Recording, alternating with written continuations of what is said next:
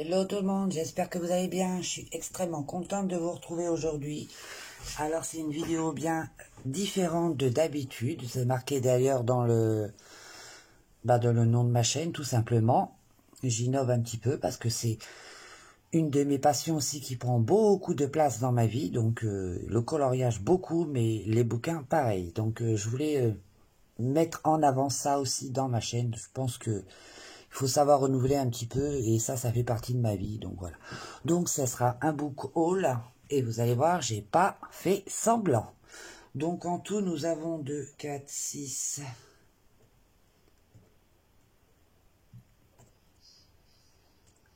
21 bouquins. Donc on va aller très très vite. Hein. Je vais peut-être vous faire quelques résumés, mais voilà, on va pas non plus s'éterniser. Donc pour le premier que j'ai pris, ça sera la chronique des Bridgerton, le tome 1 et le tome 2, donc je ne l'ai pas encore lu, donc je ne peux pas vous dire, hein, j'ai commencé par autre chose. Ça fait un petit moment que je l'ai, donc il est très beau, j'aime beaucoup. C'est dans les éditions J'ai lu, et c'est de Julia Quinn. Et c'est, comment vous dire, c'est un peu dans les années, c'est pas marqué là-dessus, à 1814, vous voyez. C'est au rythme des bals et des réceptions. Je vous ai narré le feuilleton haletant de la folle romance entre mademoiselle Daphné Bridgerton et Simon le ténébreux duc de Hastington. Laisse tomber, c'est pas grave.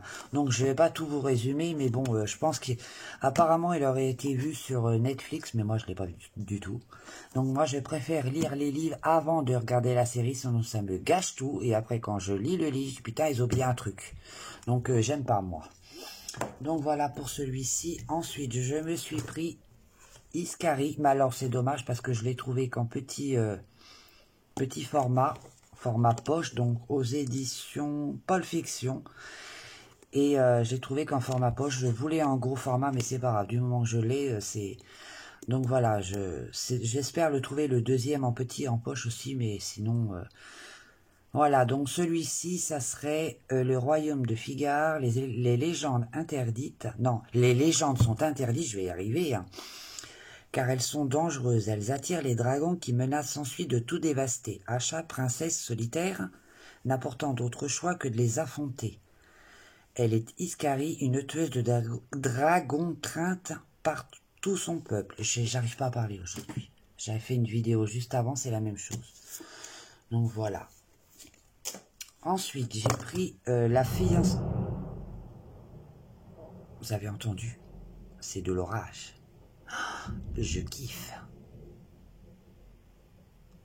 Oh, j'adore. Bon, bref. C'est le passe-miroir, la fiancée de l'hiver, c'est le tome 1, aux éditions Paul Fiction, oui, de Christelle Dabos. Et pas lu non plus encore, j'ai pas commencé. Et ce livre, il m'intéresse énormément, énormément. Donc un petit résumé vite fait. C'est sous les lunettes de myope, Ophélie cache des dons singuliers. Elle peut lire le passé des objets et traverser les miroirs. Quand on la fiance avec Thorn, du puissant clan des dragons, la jeune fille doit quitter sa famille et le suivre à la citadelle. La citacielle, je vais y arriver, c'est pas croyable de parler aussi mal. Capitale flottante du pôle. À quelle fin a-t-elle été choisie? Sans le savoir, Ophélie devient un jouet d'un complot mortel. Donc ça attire énormément. Et celui-là, il fait à peu près... c'est pas marqué. Ben, il n'y a pas de numéro de page. Sinon, moi, j'étais pas à la fin. 566 pages pour celui-ci. Ensuite, on passe au Cercle 17. C'est le tome 4, si je me rappelle bien. J'ai déjà lu les 2 premiers tomes. J'adore. Donc, c'est le Cercle 17, c'est le tome 4. C'est la bataille navale. Il y en a tout plein. Hein. Non, c'est pas le tome 4, c'est le tome 3, pardon. J'ai déjà lu les 2 premiers tomes. Bah oui, je suis bête, hein, non mais sérieux. Donc c'est un peu l'histoire d'enfants qui sont bourrés d'électricité. Il va leur arriver des mésaventures incroyables. On va essayer de les prendre pour servir en quelque sorte de cobayes, pour s'enrichir sur leur dos aussi, faire de l'électricité. Enfin bref, je vous résume un peu et ils vont passer des trucs incroyables. Donc, c'est franchement sympa, un truc jeunesse, mais franchement sympa. Moi, j'adore, j'adore. Celui-là, il faut que je me le lise très rapidement parce que j'adore. Ensuite, un petit bouquin qu'il me fallait absolument, Les Arcanes d'Emera. Et c'est aux éditions Isemtio. Isemtio, oui. Le tome 1, apparemment, il y en a 3 tomes comme ça. Donc, c'est une vie après la mort, ça, j'adore. Mademoiselle Rivière, c'est un discours pour le moins intrigant que le tient le directeur adjoint de l'organisation Aline. Excusez-moi si je parle mal, j'arrive pas à articuler. Après lui avoir fortement conseillé de le suivre dans un lieu mystérieux, je vais y arriver, d'après lui, Aline posséderait le même don qu'Axel, son frère défunt, à savoir celui de circuler d'un monde parallèle, dans un monde parallèle. Donc je vous en dis pas plus. Il m'intrigue beaucoup, c'est ce genre de livre que j'aime énormément. Et ça parle de son frère défunt, donc forcément moi ça me touche aussi beaucoup. Et je crois que je vais adorer. J'ai dû le payer 9,40 € parce que moi je l'ai pris à Leclerc et je vais aimer. Franchement je vais aimer. Ensuite, la carte des confins avec laquelle je me suis battu pour avoir à l'Amazon, après dans mon culturel, c'était la misère pour l'avoir. Donc maintenant je l'ai entre mes mains, je suis bien contente. Et c'est l'histoire d'une voleuse hors pair qui est parvenue à s'emparer d'un compas enchanté, d'un compas marin enchanté. L'instrument permettrait de trouver la mystérieuse carte des confins, un monde au-delà d'une autre dont personne n'en est jamais revenu. Donc là, j'ai hâte aussi, j'ai mis au moins 3 semaines à le choper, lui. Non, 3 semaines, j'exagère, 2 semaines, on va dire. Ensuite, un palais d'épines et de roses, celui que je suis en train de lire actuellement. Je suis au chapitre 16. Et j'adore, c'est une humaine, c'est une mortelle, qui va être, on va dire, obligée d'aller vivre avec des immortels, parce qu'elle a tué un faé, c'est des immortels, et ça me fait penser un peu au film La Belle et la Bête, ça fait un peu le même genre à la peur d'eux, si vous voulez, pour elle c'est des monstres. Pourtant, comme elle a tué un des leurs, elle est obligée d'aller vivre là-bas, sinon c'est soit ça, soit sa famille qui a des problèmes. Donc durant le restant de ses jours, mais si c'est ce que je pense qu'au bout d'un moment, là, elle ne peut pas les blairer, mais je pense qu'au bout d'un moment, hein, je n'en dirai pas plus. Ensuite, une ligne ardente, c'est le premier, et c'est aux éditions La Plume Blanche. Je sais pas, je ne l'ai pas lu non plus. J'en ai acheté beaucoup parce que je vais tous les lire. Donc il y a combien de pages? Regardez-moi les pages. J'adore. Et j'adore les pages, regardez. Là-haut, je vais vous montrer. Ouais, le devant, là. Attendez, je vais y arriver. Ah, ça, c'est prologue. Regardez, il y a des petits symboles comme ça. J'adore. Donc ça, c'est pareil. C'est depuis la nuit des temps, les sombres lunes et les sangs de soleil sont des peuples ennemis. Les premiers, adulateurs de la lune, vivent à Tsagan, pays de glace et de neige éternelle. Les seconds, adorateurs du soleil, règnent en Ulan, royaume de sable et de luxure. Donc je vous en dis pas plus, et moi je l'ai payé 20 €, et il fait, on va dire, 400 pages à peu près, et je pense que ça va être une bonne lecture. On continue, un faiseur de rêves. Alors là, je l'ai trouvé qu'en petit format, dans mon culturel, mais c'est pas grave, du moment que je lis, c'est le tome 1. Alors ça, je l'ai entendu sur la chaîne de Librement Addict, ou je sais plus c'est quoi l'autre. Et il m'intéresse énormément, je ne l'ai pas lu non plus, hein. Et c'est depuis la bibliothèque du royaume de Zosma, Laszlo l'Estrange tente de percer les mystères de désolation, la ville oubliée. Quand les guerriers lancent une expédition vers la cité mythique, le jeune homme n'hésite pas à les suivre. Mais est-il prêt à affronter les hommes du passé, les ombres du passé? Mais c'est pas possible, c'est agaçant, hein. Donc voilà, et ça c'est aux éditions Gallimard Jeunesse, même ça j'arrive pas à le dire. Et il fait 720 pages à peu près. Ensuite les 2 tomes de Grisha, donc ceux-là je les ai trouvés à Auchan. Donc apparemment c'est pareil, c'est vu sur la Netflix, mais moi j'en ai rien vu du tout. De toute façon, j'ai pas Netflix, donc là j'ai très envie de les lire aussi. Ça avance tout doucement, mes lectures ils vont arriver. Et là, il y a à peu près 330 pages, c'est des petits, franchement. C'est ombre, guerre et chaos. Donc voilà, je vous en dis pas plus. Espoir, destinée, renouveau. Donc voilà, je vous en dis pas plus. Pour les deux, c'est pareil. Soleil m'a l'air d'un petit peu plus gros. 430 pages. Donc voilà, c'est pas des gros bouquins, hein. Ensuite, on va passer à Cinder. Donc j'ai lu ce premier-là. Le deuxième, c'est pareil, je l'ai cherché partout. Vous voyez, je l'ai acheté à la Fnac, celui-là. Et j'aime pas quand il colle dessus. Ça m'embête. Et ça, si vous voulez, c'est une jeune fille qui est moitié humaine, moitié... comment je pourrais vous l'expliquer? C'est ça mon problème, j'arrive jamais à expliquer. Humain et androïde cohabitent tant bien que mal dans les vignes de machin bidule, voilà. Une terrible épidémie ravage la population. Dans l'espace, un peuple sans pitié attend son heure. Personne n'imagine que le salut de la planète Terre repose sur Cinder. Donc, hein.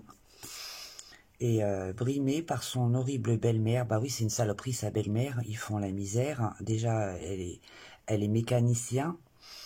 Et elle se débrouille d'elle-même, car la jeune fille, simple mécanicienne à demi humaine, tient sous le savoir un secret incroyable. Un secret pour lequel certains seraient prêts à tuer. Donc, je vous garantis que c'est topissime comme livre. Et ça, c'est aux éditions PKJ de Marissa Meyer. Et elle écrit à merveille, franchement, elle écrit à merveille. J'adore. Ensuite, les deux de Kéléana, que j'ai lu les deux. Alors ça, c'est une tuerie, ce livre, c'est une tuerie, franchement. C'est la Martinière jeunesse. Donc vous avez le premier tome qui est l'assassineuse. Hein. Et il doit y en avoir 4 ou 5 des livres, des tomes, je crois. À 18 ans seulement, Kéléana, déjà assassineuse, la plus célèbre d'Arladan. Un titre qui l'a envoyé tout droit au bagne. Donc oui, elle a été au bagne. Après, le roi a décidé de prendre l'assassineuse pour s'en servir à son propre intérêt, c'est-à-dire devenir le champion du roi. Et je vais pas vous en dire plus, ça serait dommage, ça va vous spolier. Mais franchement, lisez-moi ça. C'est une tuerie ce livre. J'adore, j'adore, j'adore. Donc voilà, et pour le premier tome, il y en a combien de pages? 400... non. 480 à peu près. C'est lisable, ça. Moi, j'ai dû mettre 3 ou 4 jours pour le lire. Je me gratte toujours autant.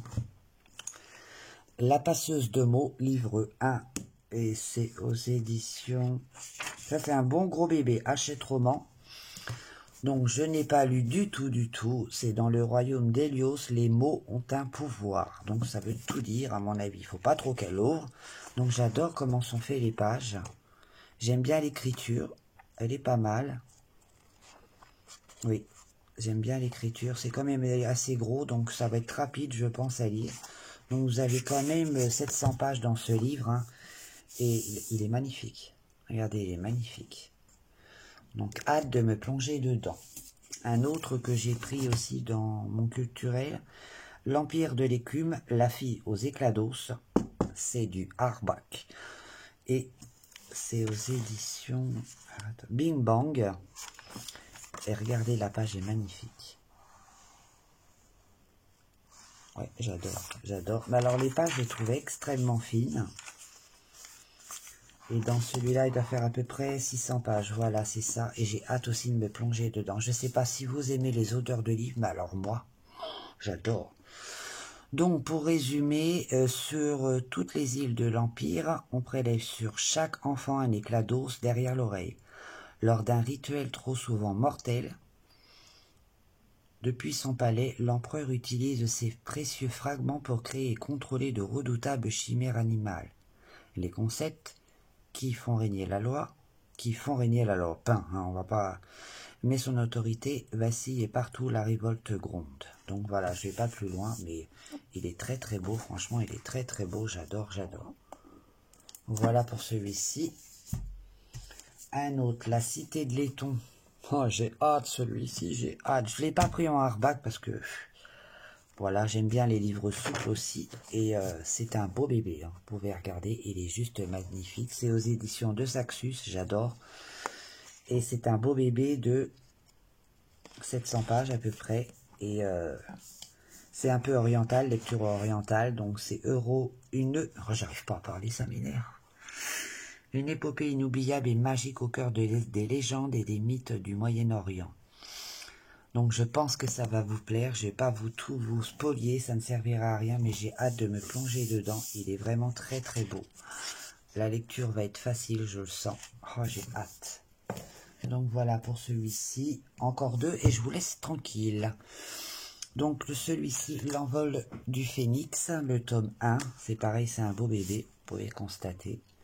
La couverture est juste sublime. C'est Sœur de sang, tome 1, elle était telle le jour et la nuit, et pourtant elle n'était rien l'une sans l'autre. Donc voilà, je peux peut-être vous résumer. Véronica regarde, non mais c'est pas croyable, hein, regarde brûler dans l'âtre 2 œufs de phénix sur le point d'éclore. Dire qu'il y a quelques années à peine, de puissances reines sillonnaient encore le ciel sur le dos de ces bêtes légendaires. Sa sœur Val et elle ne rêvent que d'une chose, chevaucher ces animaux. Je bégaye, hein. Ces animaux mythiques comme leurs parents avant elle. Malheureusement, une telle audace est désormais punie de mort. Et ceux qui pratiquent la magie sont traqués sans merci. Tous deux vivent donc dans la clandestinité. Oh là là, ça vous attire grave. Donc là, c'est aux éditions Lumène de Nikipo Preta. Nikipo Preta, voilà. Et c'est vraiment un très très beau livre. Et le petit dernier que j'ai déjà lu également, et là il me faut le tome 2, c'est une putain d'histoire géniale, si vous voulez, c'est un magicien.